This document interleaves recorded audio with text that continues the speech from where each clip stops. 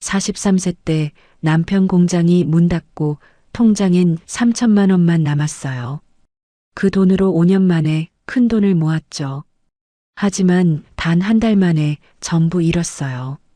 빚만 1억 원 남았고요. 60세 남편과 저는 다시 일터로 나가야 했어요. 그리고 15년이 흘렀습니다. 지금 제 통장에는 과연 얼마가 남아 있을까요? 혹시 여러분도 인생이 무너지는 순간을 겪어보셨나요? 오늘 제 이야기를 끝까지 들어주시면 바닥에서 어떻게 다시 일어날 수 있었는지 알게 되실 거예요. 영상 보시면서 공감되는 부분 있으시면 댓글로 나눠주세요. 여러분의 이야기도 듣고 싶습니다. 그럼 지금부터 제가 겪은 20년의 이야기를 있는 그대로 말씀드릴게요.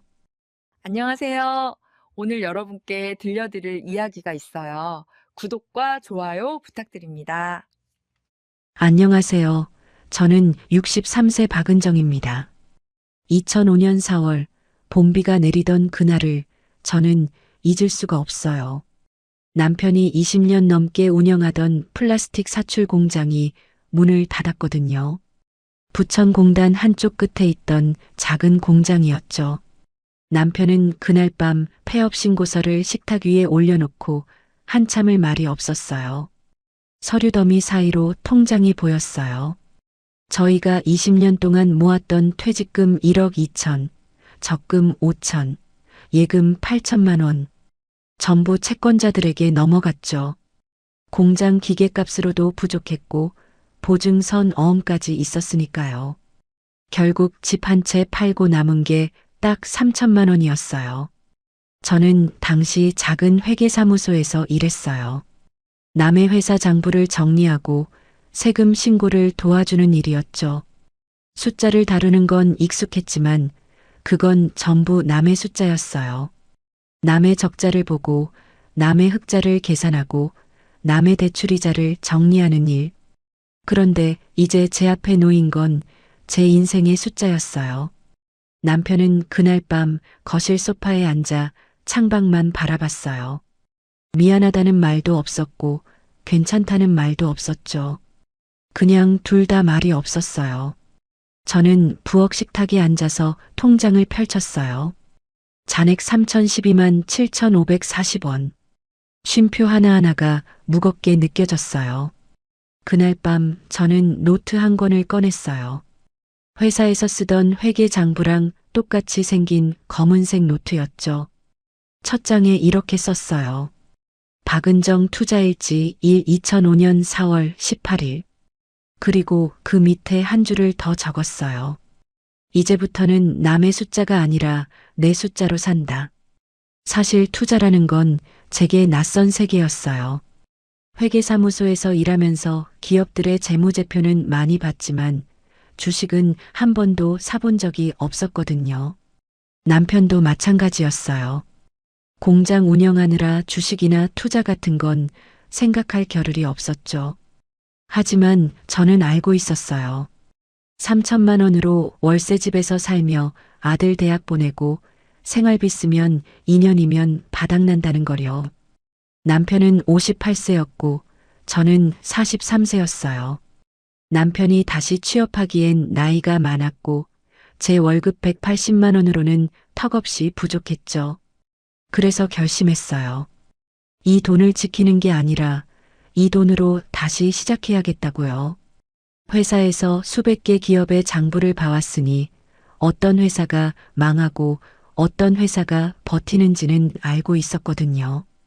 다음 날부터 저는 출근 전 새벽 5시에 일어났어요. 신문을 펼치고 경제면을 읽기 시작했죠. 재무제표 읽는 건 익숙했지만 주식시장은 완전히 다른 세계였어요. 용어도 낯설었고 흐름도 복잡했어요. 하지만 저는 하나씩 배워나갔어요. 증권사 지점에 가서 계좌를 열었고 HTS 프로그램 설치하는 법을 배웠죠. 처음엔 마우스 클릭하는 것도 떨렸어요. 3천만 원이 전 재산이니까 한 번의 실수로 전부 잃을 수도 있다는 게 무서웠거든요. 그래서 저는 더 신중해졌어요. 남편은 제가 새벽마다 컴퓨터 앞에 앉아 있는 걸 보면서도 아무 말 없었어요. 어쩌면 남편도 알고 있었을 거예요. 이게 우리가 다시 일어설 수 있는 유일한 방법이라는 걸요. 5월 초 저는 처음으로 종목 하나를 선택했어요. 식품 포장재를 만드는 중소기업이었죠. 회사 규모는 작았지만 부채율이 30%밖에 안 됐고 영업이익이 꾸준히 흑자였어요. 저는 회계사무소에서 비슷한 회사들을 봐왔기에 이 정도 재무제표면 망하지 않는다는 걸 알았어요. 처음 매수한 금액은 500만 원이었어요. 3천만 원 중 6분의 1이죠.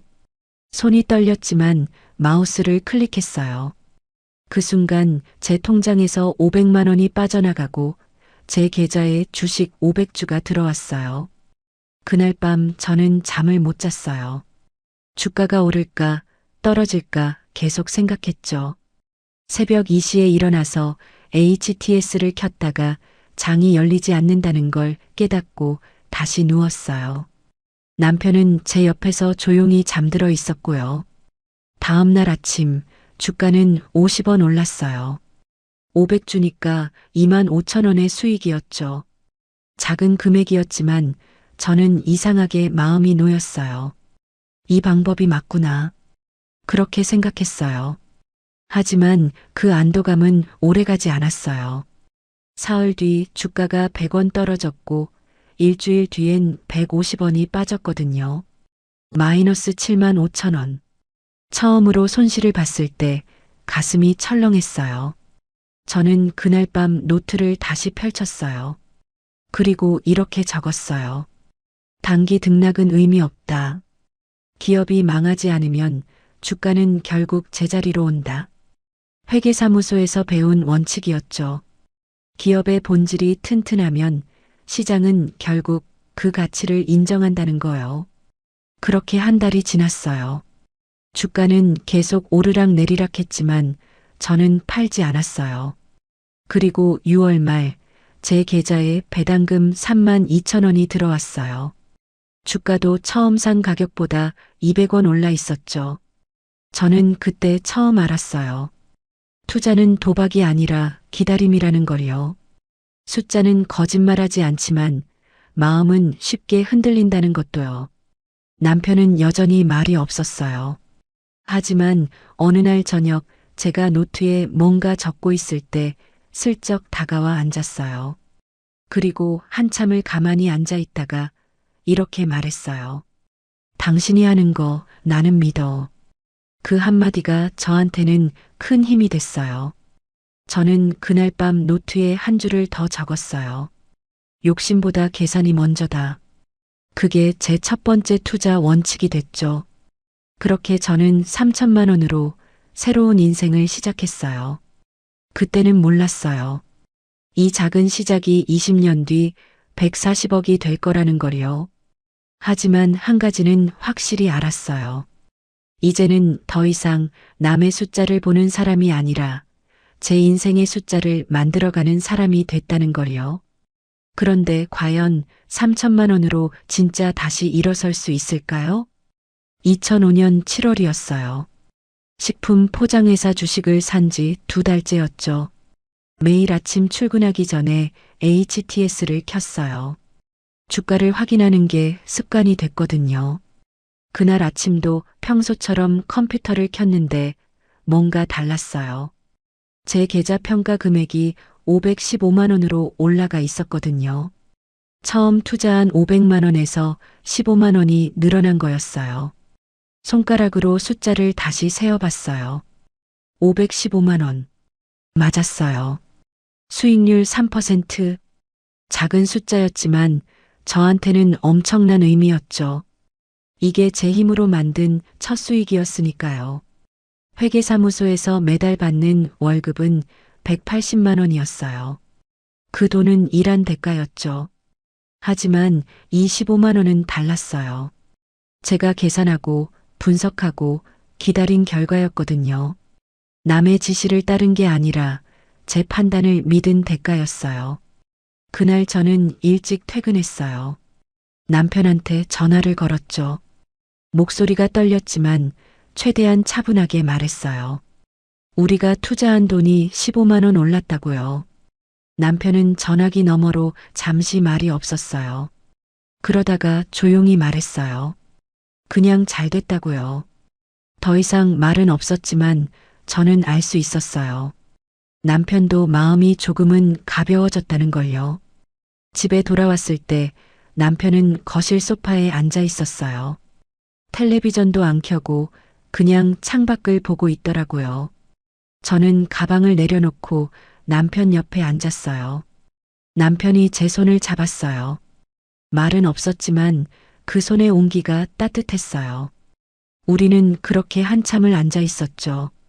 20년 함께 살면서 말이 필요 없을 때가 있더라고요. 그날 밤 저는 투자일지를 폈어요. 검은색 노트 두 번째 장에 이렇게 적었어요. 2005년 7월 12일 첫 수익 15만 원, 수익률 3%, 보유기간 62일, 그리고 그 밑에 한 줄을 더 썼어요.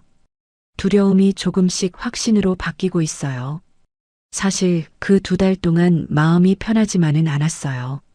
주가가 오를 땐 팔아야 하나 고민했고 떨어질 땐 더 떨어질까봐 무서웠거든요. 밤마다 이불 속에서 생각했어요. 이게 맞는 길인지 혹시 제가 착각하는 건 아닌지요.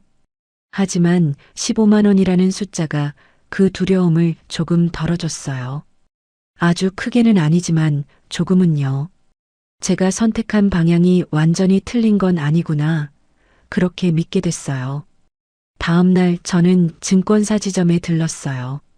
점심시간을 이용해서요. 창구 직원에게 물어봤죠. 어떤 기업이 안전한지, 배당은 어떻게 나오는 건지요. 직원은 친절하게 설명해 줬어요. 배당 수익률이 높은 종목 리스트도 출력해 줬고요. 저는 그 리스트를 들고 사무소로 돌아왔어요. 점심도 거르고 책상에서 하나하나 살펴봤죠. 그 중에서 눈에 띄는 게 있었어요. 전선을 만드는 회사였는데 배당 수익률이 5%나 됐거든요. 재무제표를 보니 부채율도 낮았고 영업이익도 꾸준했어요. 저는 고민했어요. 지금 가진 500만 원을 팔고 이 회사를 살까? 아니면 추가로 돈을 넣을까요? 퇴근길 버스 안에서도 계속 생각했어요. 그날 밤 남편한테 말했어요. 전선 회사 주식을 사고 싶다고요. 500만 원을 더 투자하면 1000만 원이 된다고요. 남편은 창밖을 보다가 천천히 고개를 끄덕였어요. 그래서 저는 다음 날 500만 원을 더 입금했어요. 3천만 원 중 1,500만 원을 투자하는 거였죠. 절반은 아니었지만 적지 않은 금액이었어요. 8월 초에 전선회사 주식을 샀어요. 주당 1만 원짜리를 500주요. 처음 샀던 식품 포장회사도 그대로 두고요. 그렇게 저는 2개 종목을 보유하게 됐어요. 그때부터 제 하루가 바뀌었어요. 새벽 5시에 일어나서 HTS를 켜고 2 종목의 주가를 확인했어요. 신문 경제면을 읽고 관련 기사가 있으면 스크랩했죠. 회사에서도 시간이 날 때마다 기업 재무제표를 찾아봤어요. 제가 다니는 회계사무소에는 상장사 재무제표 자료가 많았거든요. 점심시간에 몰래 복사해서 읽었어요. 동료들은 제가 왜 그러는지 물어봤어요. 저는 그냥 공부한다고 얼버무렸죠. 남의 돈으로 투자한다는 말은 하고 싶지 않았어요. 혹시라도 망하면 손가락질 받을까 봐요. 그렇게 한 달이 지났어요. 9월 중순쯤이었을 거예요. HTS를 켰는데 깜짝 놀랐어요. 전선회사 주가가 1만 2천 원으로 올라 있었거든요. 20% 수익이었어요. 500주니까 100만 원이 늘어난 거였죠. 식품 포장회사도 여전히 수익 상태였고요. 2 종목 합쳐서 120만 원 정도의 수익이었어요. 저는 그날 회사에서 화장실에 들어가 울었어요. 기쁘다기보다는 안도했어요. 이 길이 정말 맞는 길이구나. 그렇게 확신하게 됐거든요. 퇴근 후 집에 돌아와서 남편한테 말했어요. 계좌가 1,600만 원이 넘었다고요. 남편은 조용히 고개를 끄덕이고는 제 손을 꼭 잡아줬어요.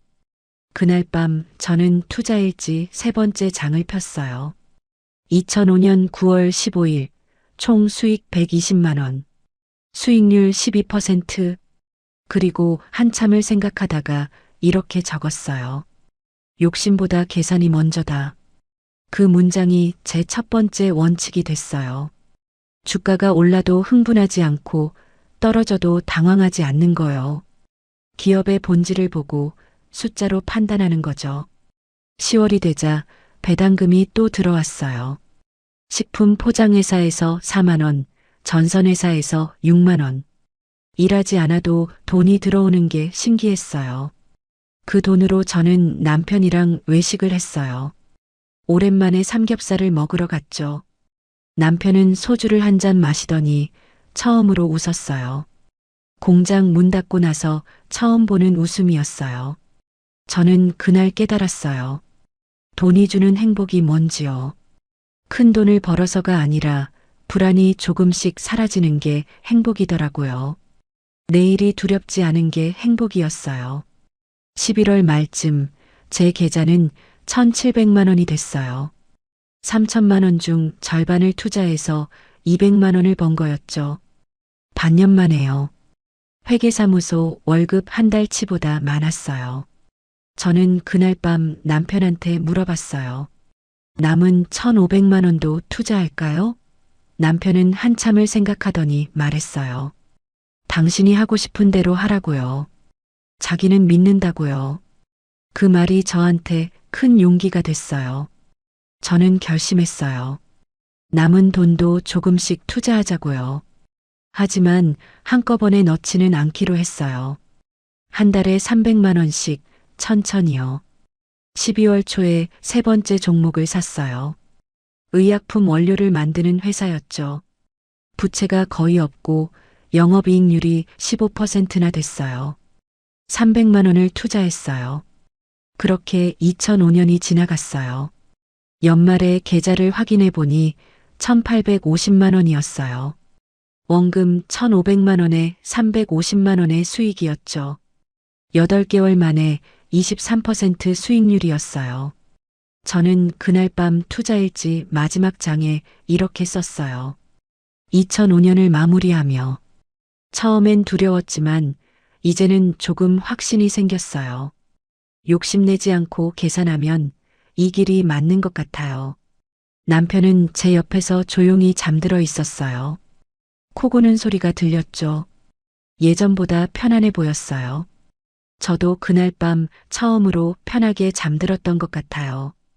그렇게 저는 첫 수익을 경험했고 작은 확신을 얻었어요. 3천만 원으로 시작한 여정이 점점 현실이 되고 있었죠.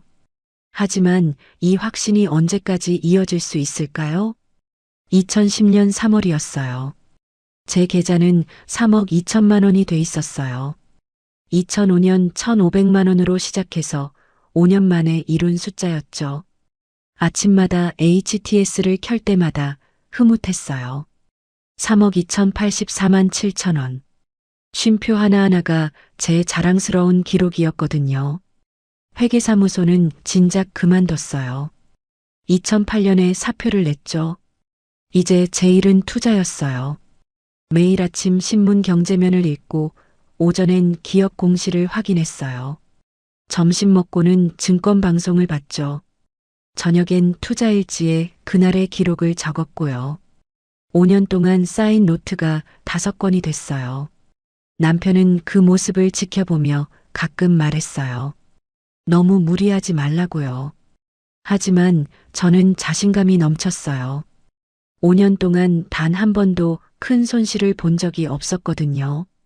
부채율 낮은 기업, 영업이익 꾸준한 기업, 배당 잘 주는 기업. 제 원칙만 지키면 수익이 났어요. 2006년엔 30%, 2007년엔 25%, 2008년 금융위기 때도 마이너스 5%로 버텼죠. 2009년엔 다시 40%가 올랐고요. 그러다 보니 마음이 바뀌기 시작했어요. 이 정도 실력이면 좀 더 공격적으로 해도 되지 않을까요? 3억을 5억으로, 5억을 10억으로 만들 수 있지 않을까요?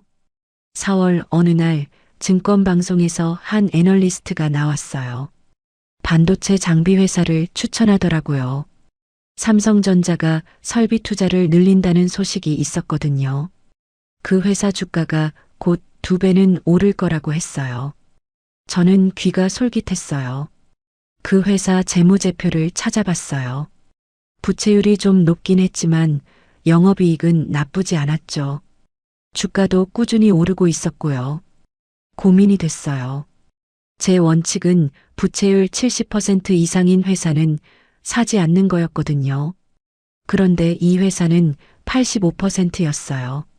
하지만 삼성전자가 설비 투자를 늘린다면 이 회사 실적은 당연히 좋아질 거였죠. 저는 스스로에게 말했어요. 이번만 예외로 하자고요. 5년 동안 원칙 지켜서 여기까지 왔으니 한 번쯤은 괜찮을 거라고요. 그렇게 5월 초에 그 회사 주식을 1억 원어치 샀어요. 제 계좌의 3분의 1이었죠. 원래는 한 종목에 20% 이상 넣지 않는 게 원칙이었는데 그것도 어겼어요. 처음 일주일은 좋았어요. 주가가 10% 올랐거든요. 1,000만 원 수익이었죠. 저는 신이 났어요. 역시 내 판단이 맞았다고 생각했어요. 그런데 욕심은 거기서 끝나지 않았어요. 주가가 더 오를 것 같았거든요. 애널리스트들은 계속 목표가를 높였고 뉴스에서도 반도체 호황을 얘기했어요. 5월 말 저는 은행에 갔어요. 상담실에 앉아서 대출을 문의했죠. 담당 직원이 물었어요. 용도가 뭐냐고요? 저는 솔직하게 말했어요. 주식 투자라고요. 직원은 잠시 망설이더니 서류를 꺼냈어요. 신용대출로 1억까지 가능하다고 했어요. 금리는 연 7%였죠. 높은 금리였지만 주가가 50% 오르면 충분히 이자를 감당할 수 있었어요. 저는 집에 와서 남편한테 말했어요. 대출받아서 투자하고 싶다고요. 남편은 깜짝 놀랐어요.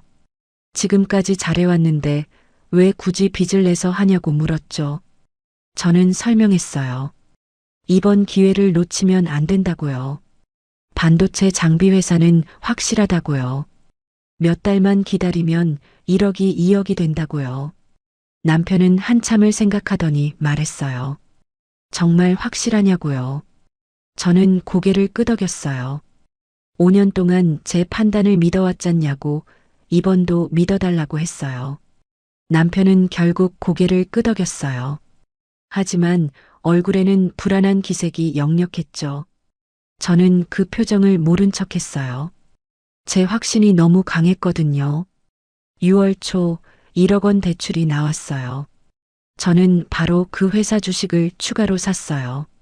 이제 총 2억 원어치를 보유하게 됐죠. 제 돈 1억, 빌린 돈 1억이었어요. 처음 며칠은 주가가 잘 올랐어요. 5%더 올라서 총 수익이 3천만 원이 넘었어요. 저는 매일 밤 수익금을 계산했어요. 이 속도면 2달 안에 5천만 원은 벌 수 있을 것 같았죠. 그런데 6월 중순부터 이상한 조짐이 보이기 시작했어요. 주가가 오르락 내리락 하더니 서서히 빠지기 시작한 거예요. 처음엔 5% 정도여서 대수롭지 않게 생각했어요. 하지만 일주일 뒤엔 10%가 빠졌고 그 다음 주엔 15%가 더 빠졌어요. 이제 손실이 5천만 원이 넘었죠. 처음으로 큰 마이너스를 본 거예요. 저는 당황했어요. 뉴스를 찾아봤더니 삼성전자가 설비 투자를 연기한다는 기사가 떴더라고요.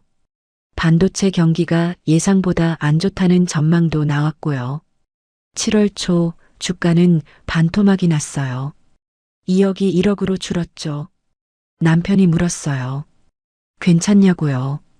저는 괜찮다고 했어요. 곧 오를 거라고 했어요. 하지만 속으로는 떨리고 있었어요. 며칠 뒤 증권사에서 전화가 왔어요. 신용융자 비율이 위험 수준이라고 했어요. 추가 담보를 넣거나 일부를 매도하라고 했죠. 저는 시간을 달라고 했어요. 하지만 주가는 계속 떨어졌어요. 7월 둘째 주 더 이상 버틸 수 없는 수준이 됐어요. 증권사에서 최후 통첩이 왔죠. 내일까지 담보를 넣지 않으면 강제 청산한다고요. 저는 남편한테 말할 수가 없었어요. 혼자 방에 앉아서 떨고 있었죠. 다음 날 아침 제 계좌는 무너졌습니다. 최종 잔액 27만 3,540원. 3억 8천만 원이 27만 원으로 변한 거였어요. 제 돈 3억 2천이 사라지고 빌린 돈 1억은 고스란히 남았죠. 마이너스 1억 원이었어요. 저는 그날 하루 종일 컴퓨터 앞에 앉아 있었어요. 숫자를 보고 또 봤어요.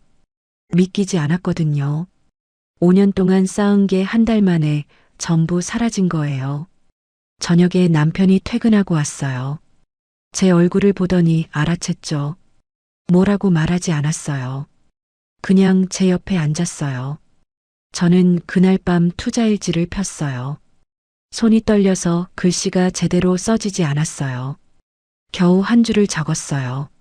나는 돈을 잃은 게 아니라 원칙을 버린 대가를 치렀어요. 그렇게 저는 모든 걸 잃었어요. 다시 시작할 수 있을까요? 2010년 7월 15일 밤, 저는 투자일지 첫 장을 찢었어요. 5년 동안 적어온 첫 번째 노트였죠. 박은정 투자일지 2005년 4월 18일이라고 적혀 있던 그 페이지요. 찢어진 종이를 보면서 눈물이 났어요. 하지만 울고만 있을 수는 없었어요. 통장엔 27만 원밖에 없었고 은행 빚은 1억이 남아 있었거든요. 남편은 제 옆에 앉아서 말없이 손을 잡아줬어요. 우린 그렇게 밤새도록 앉아 있었죠. 창밖으로 새벽이 밝아올 때까지요. 다음 날 아침 저는 새 노트를 펼쳤어요. 흰 종이 위에 펜을 댔죠. 손이 떨렸지만 한 글자씩 썼어요. 기록 없는 투자는 감정이다. 그게 제가 깨달은 첫 번째였어요. 5년 동안 원칙을 지켰을 땐 항상 노트에 기록했어요. 어떤 기업을 왜 샀는지, 재무제표가 어땠는지, 내 판단 근거가 뭔지요. 하지만 반도체 장비 회사를 살 땐 제대로 기록하지 않았어요. 그냥 애널리스트 말만 듣고 주가 그래프만 보고 샀죠. 확신한다고 말했지만 사실은 욕심이었어요. 저는 노트 다음 줄에 세 문장을 적었어요. 1. 모르는 산업엔 손대지 않는다. 2. 단기 급등주는 보지 않는다. 3. 손실은 감정이 아니라 계산으로 처리한다. 이게 제 새로운 원칙이 됐어요.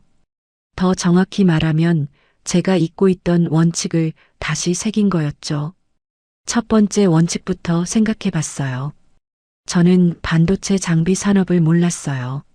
삼성전자가 설비 투자를 늘린다는 뉴스만 봤지 그 산업 자체를 이해하지 못했죠.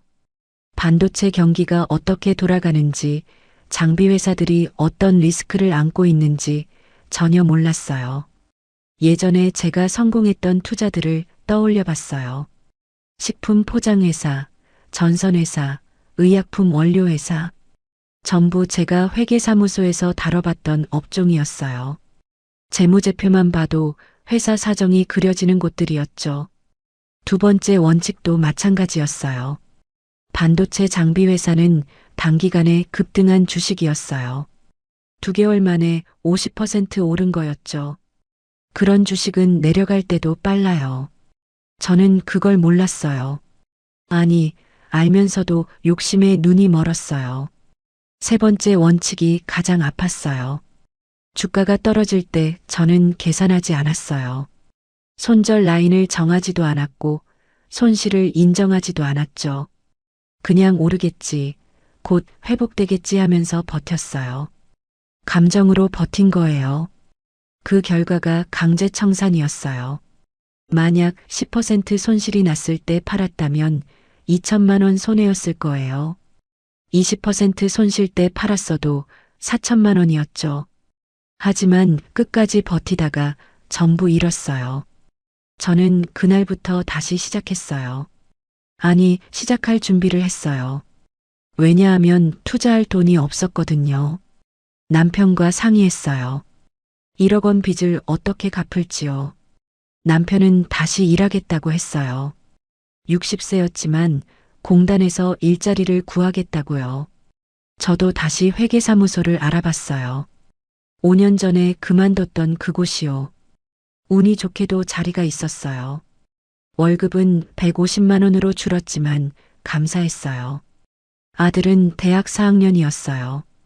제가 투자로 번 돈으로 등록금을 냈었는데 이젠 그럴 수 없었죠. 아들한테 말했어요. 미안하지만 마지막 학기 등록금은 본인이 대출받아야 할 것 같다고요. 아들은 알았다고 했어요. 오히려 저를 걱정하더라고요. 그 모습에 더 미안했어요. 8월부터 저와 남편은 일을 시작했어요. 남편은 공단 작은 공장에서 야간 경비를 했고 저는 다시 회계 장부를 봤죠. 둘이 합쳐서 월 300만 원 정도 벌었어요. 생활비 쓰고 아들 용돈 주고 나면 100만 원 정도 남았어요. 그걸로 은행 이자를 냈어요. 1억 원 빚에 월 이자가 58만 원이었거든요. 원금 갚기는 아직 먼 얘기였어요. 하지만 저는 포기하지 않았어요. 매일 새벽 4시 30분에 일어났어요. 출근 전 1시간 반을 투자 공부했었죠. 커피를 내리고 컴퓨터를 켰어요. HTS는 삭제했어요. 대신 기업 재무제표를 찾아봤죠. 투자할 돈은 없었지만 공부는 할 수 있었어요. 노트에 기업 이름을 적고 부채율을 계산했어요. 영업이익률을 확인하고 배당 수익률을 정리했죠. 마치 대학 입시 공부하듯이 했어요. 처음엔 힘들었어요. 컴퓨터 앞에 앉으면 3개월 전 기억이 떠올랐거든요. 3억 8천이 27만 원으로 변하던 그날이요. 손이 떨리고 식은땀이 났어요. 하지만 계속했어요. 매일 아침 같은 시간에 커피를 내리고 같은 자리에 앉았어요. 계산기를 두드리는 소리가 저를 진정시켰어요. 노트는 점점 두꺼워졌어요. 한 달에 한 권씩 채워졌죠. 분석한 기업이 50개, 100개, 200개로 늘어났어요. 투자는 못해도 실력은 쌓였어요. 2011년이 됐어요. 1년 동안 모은 돈이 1,200만 원이었어요. 은행 이자 빼고 생활비 쓰고 남은 거였죠. 적은 돈이었지만 의미가 있었어요. 이게 제 새 출발점이었으니까요. 남편한테 물었어요. 이 돈으로 다시 시작해도 되겠냐고요. 남편은 한참을 생각하더니 고개를 끄덕였어요. 하지만 조건이 있었어요. 대출은 절대 받지 말라고요. 저도 그렇게 약속했어요. 다시는 빚내서 투자하지 않겠다고요. 2월 초 저는 1,200만 원을 입금했어요. 1년 만에 다시 증권 계좌를 연 거예요. 떨렸지만 예전과는 달랐어요. 두려움보다는 각오가 컸어요. 첫 종목을 골랐어요. 1년 동안 200개 넘게 분석한 기업 중에서요. 식품 첨가물을 만드는 회사였어요. 부채율 25%, 영업이익률 18%, 배당 수익률 4.5%. 제가 제일 잘 아는 업종이었고 숫자도 안정적이었어요. 급등한 적도 없었고 단기 재료도 없었죠. 딱 제 기준에 맞았어요. 400만 원을 투자했어요. 1,200만 원의 3분의 1이었죠. 예전처럼 한 번에 몰빵하지 않았어요. 분산하고 천천히 가기로 했어요. 주가는 크게 오르지 않았어요. 한 달에 23%씩 조금씩 움직였죠. 예전 같았으면 답답했을 거예요. 하지만 이젠 괜찮았어요. 천천히 가는 게 멀리 가는 거라는 걸 배웠으니까요. 3월에 두 번째 종목을 샀어요. 포장용기 만드는 회사였죠. 역시 400만 원을 넣었어요. 그렇게 천천히 한 걸음씩 다시 걸어갔어요. 새벽마다 커피 향이 저를 깨웠고 계산기 소리가 저를 살렸어요. 노트에 적힌 원칙들이 저를 지켜줬죠. 1억 원 빚은 여전했지만 저는 다시 희망을 품었어요. 과연 이번엔 다를 수 있을까요? 2020년 2월 뉴스에서 처음 코로나 소식을 들었어요. 중국 우한에서 시작된 바이러스가 퍼지고 있다고 했죠. 처음엔 먼 나라 얘기 같았어요. 그때 제 계좌는 87억 원이었어요. 2011년 1200만 원으로 재시작한 지 9년 만이었죠. 천천히 원칙을 지키며 쌓아온 숫자였어요. 1억 원 빚은 2015년에 다 갚았어요. 5년 동안 매달 조금씩 갚았죠. 빚 청산하고 나서 본격적으로 투자금을 늘렸고 복리로 불어났어요. 하지만 3월 들어 분위기가 이상했어요. 코로나가 한국에도 퍼지기 시작했거든요. 대구에서 확진자가 급증했고 사람들이 공포에 빠졌어요. 주식시장도 요동쳤어요. 3월 둘째 주 코스피가 하루에 8% 빠졌어요. 제 계좌도 7억이 날아갔죠. 87억이 80억으로 줄었어요. 남편이 걱정스러운 얼굴로 물었어요. 괜찮냐고요? 저는 괜찮다고 했어요. 하지만 속으로는 떨렸어요. 2010년 기억이 떠올랐거든요. 다음 주엔 더 떨어졌어요. 코스피가 1400선까지 무너졌죠. 제 계좌는 72억으로 줄었어요. 2주 만에 15억이 증발한 거예요. 밤에 잠을 못 잤어요. HTS를 켜서 계좌를 확인하고 끄고 다시 켜고를 반복했죠. 손끝이 차가워졌어요. 새벽 3시쯤 남편이 깼어요. 제가 거실에서 컴퓨터를 보고 있는 걸 보고 옆에 앉았죠. 우린 말없이 앉아 있었어요. 그때 문득 10년 전 노트가 생각났어요. 저는 책장에서 2010년 노트를 꺼냈어요. 검은색 표지에 기록 없는 투자는 감정이다라고 적혀 있던 그 노트요.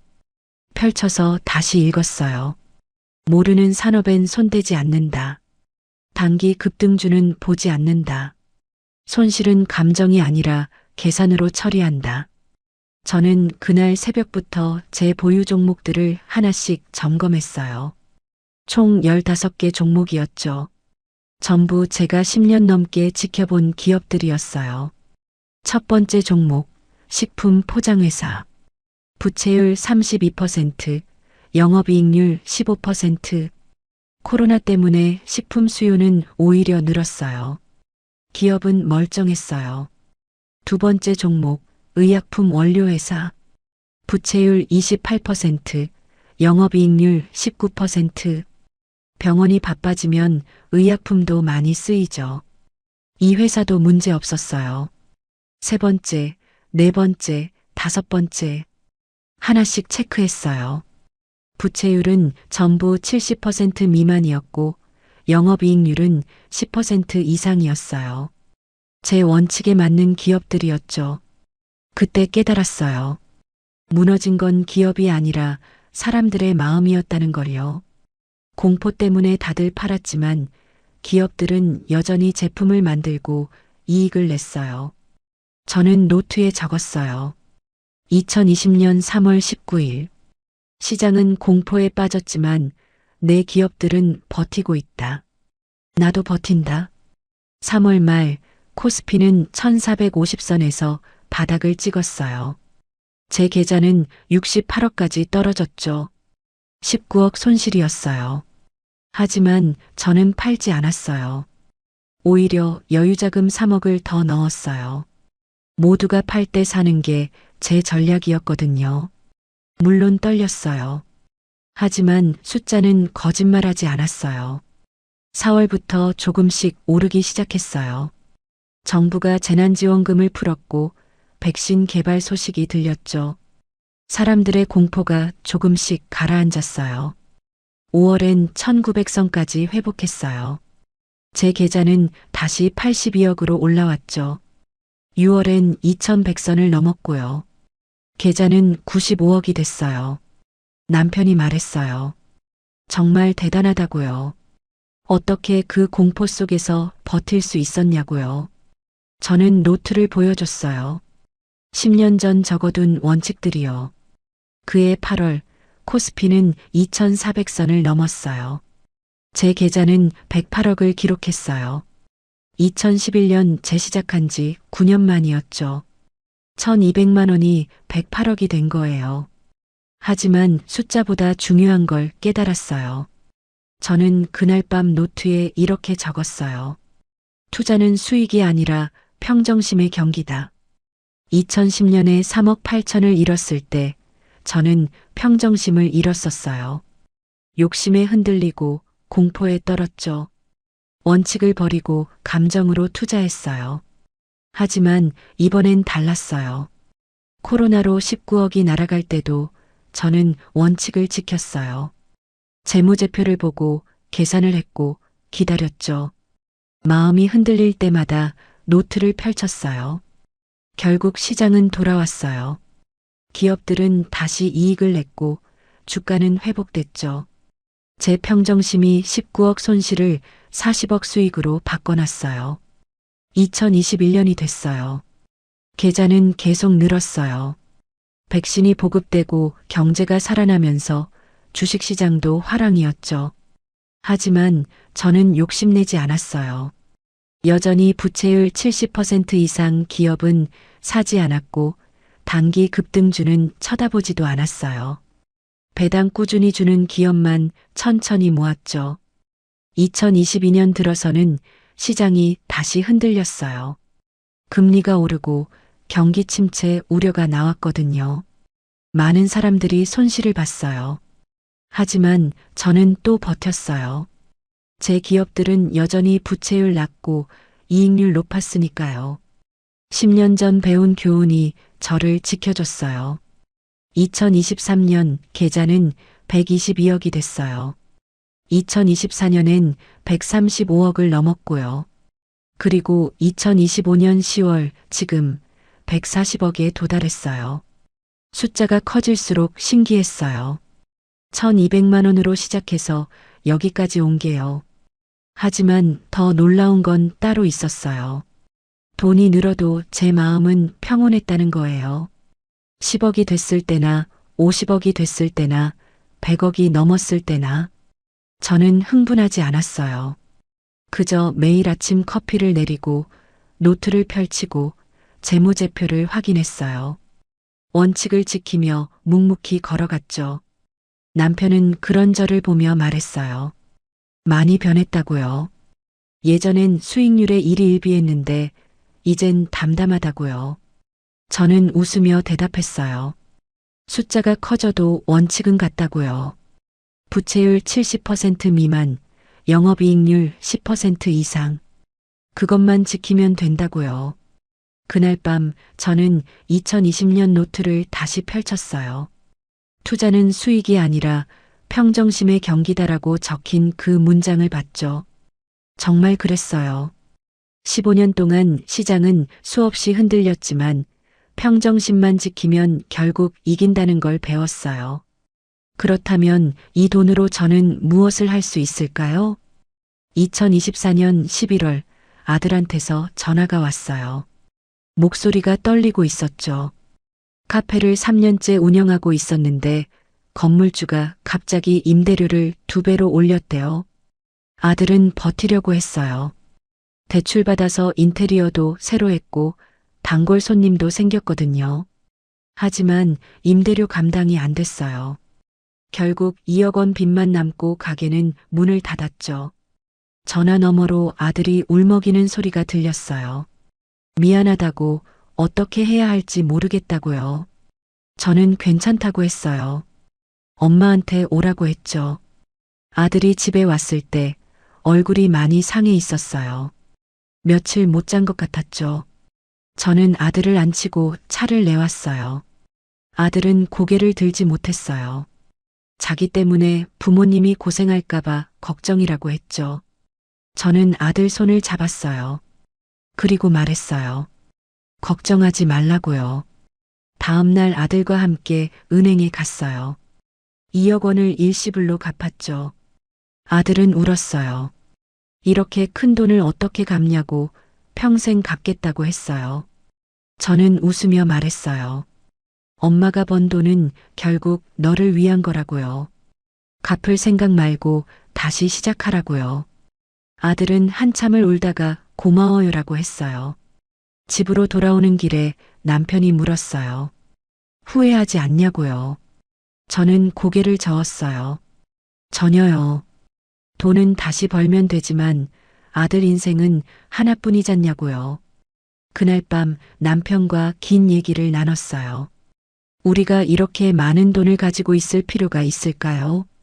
아들 빚 갚고 나니 138억이 남았는데 둘이 쓰기엔 너무 많았어요. 남편이 조심스럽게 말했어요. 기분은 어떻겠냐고요. 저도 생각하고 있던 참이었어요. 2010년에 전부 잃고 재기했을 때 누군가의 도움이 절실했었거든요. 우린 며칠 동안 알아봤어요. 어떤 곳에 기부하면 좋을지요. 그러다가 부산에 있는 사회복지재단을 알게 됐어요. 독거노인과 결손가정 아이들을 돕는 곳이었죠. 12월 초 재단을 방문했어요. 소박한 건물이었지만 일하시는 분들 얼굴에 진심이 보였어요. 저희가 10억을 기부하겠다고 하자 담당자분이 눈물을 글썽이셨어요. 그분이 말씀하셨어요. 이 돈으로 독거노인 500분께 1년 동안 식사를 제공할 수 있다고요. 결손가정 아이들 장학금도 지원할 수 있다고요. 집으로 돌아오는 차 안에서 남편이 제 손을 잡았어요. 우린 말없이 앉아 있었죠. 창밖으로 겨울 바다가 보였어요. 햇살이 물결에 반짝였어요. 2025년 1월, 우린 큰 결정을 했어요. 30년 넘게 살던 집을 정리하기로 한 거예요. 부천 반지하 월세집이었죠. 좁고 어두웠지만 우리 인생이 담긴 곳이었어요. 짐을 싸면서 옛날 물건들이 나왔어요. 2005년에 샀던 첫 주식 매수 확인서, 2010년에 쓰던 투자일지, 1억 원 대출 상환 영수증. 하나하나가 추억이었어요. 남편이 물었어요. 다 버리냐고요. 저는 고개를 저었어요. 노트만 챙겼죠. 15년 동안 적어온 투자일지 20건이요. 이게 제 진짜 재산이었으니까요. 2월 말 우린 부산 해운대로 이사했어요. 창문 너머로 바다가 보이는 아파트였죠. 28평짜리였지만 우리에겐 충분했어요. 이사 첫날 밤 커튼을 열었어요. 바다가 한눈에 들어왔죠. 파도 소리가 들렸어요. 바람이 불 때마다 커튼이 흔들렸어요. 남편이 소파에 앉아서 바다를 보고 있었어요. 옆으로 가서 앉았죠. 남편이 천천히 말했어요. 이제 진짜 편히 살 수 있을 것 같다고요. 저도 그렇게 느꼈어요. 128억이 통장에 있었지만 그 숫자가 저를 올가매지 않았어요. 오히려 자유로웠죠. 돈이 저를 움직이는 게 아니라 제가 돈을 움직이게 됐으니까요. 3월 어느 날 창가에 앉아서 차를 마셨어요. 따뜻한 봄 햇살이 얼굴에 닿았죠. 바다를 보면서 생각했어요. 제가 여기까지 온 이유가 뭘까요? 2005년 3천만 원으로 시작했을 때는 돈이 필요했어요. 살아남아야 했으니까요. 그런데 지금은 달랐어요. 돈이 많아도 마음은 예전 그대로였어요. 매일 아침 커피를 내리고 노트를 펼치고 재무제표를 봤어요. 습관이 됐죠. 하지만 이젠 수익 때문이 아니었어요. 그냥 좋아서 했어요. 4월에 아들이 놀러 왔어요. 새 직장을 구했다고 했어요. 작은 회사였지만 마음에 든다고 했죠. 얼굴이 많이 밝아져 있었어요. 아들이 바다를 보면서 물었어요. 엄마는 어떻게 그렇게 평온할 수 있냐고요. 140억이나 있는데 욕심이 안 나냐고요. 저는 웃으며 대답했어요. 욕심은 끝이 없다고요. 140억이 있어도 200억을 원하게 되고 200억이 있으면 300억을 원하게 된다고요. 그보다는 지금 이 순간이 좋다고 했어요. 바다 보면서 차 마시고 남편이랑 산책하고 가끔 아들 얼굴 보는 게요. 그게 진짜 부자라고 생각한다고요. 아들은 고개를 끄덕였어요. 그러면서 말했어요. 나중에 자기도 엄마처럼 평정하게 살고 싶다고요. 5월 어느 오후 남편과 해변을 걸었어요. 따뜻한 바람이 불었죠. 파도가 발끝을 적셨어요. 남편이 말했어요. 지난 20년이 꿈 같다고요. 3천만 원 남았을 때는 절망이었는데 지금은 이렇게 바다를 보고 있다고요. 저는 남편 손을 잡았어요. 그리고 말했어요. 꿈이 아니라 현실이라고요. 우리가 하나하나 만들어 온 현실이라고요. 집으로 돌아와서 창가에 앉았어요. 저녁 노을이 바다를 물들이고 있었죠. 커튼이 바람에 흔들렸어요. 그 소리가 제 인생의 보상 같았어요. 20년을 돌아봤어요. 2005년 절망에서 시작해 2010년 바닥을 치고 2020년 코로나를 버텼죠. 그리고 2025년 지금 이 자리에 앉아 있었어요. 결국 깨달았어요. 진짜 부자는 돈 많은 사람이 아니라 평정하게 사는 사람이라는 거요. 욕심 부리지 않고 원칙 지키며 담담하게 걸어가는 사람이요. 통장에 128억이 있지만 저는 여전히 새벽 5시에 일어나요. 커피를 내리고 노트를 펴요. 투자일지에 오늘 날짜를 적고 기업들을 살펴보죠. 하지만 이젠 조급하지 않아요. 수익률에 일희일비하지 않아요. 그냥 묵묵히 제 길을 걸어갈 뿐이에요. 창밖 바다를 보면서 생각해요. 여러분은 어떤 부자가 되고 싶으세요? 많은 돈을 가진 부자인가요? 아니면 평온한 마음을 가진 부자인가요? 저는 후자를 선택했어요. 그리고 그 선택이 제게 진짜 행복을 가져다 줬죠. 여러분이라면 한 번 다 잃은 뒤 다시 시작할 용기가 있으신가요? 그리고 인생의 좋은 집은 여러분에게 어떤 의미인가요?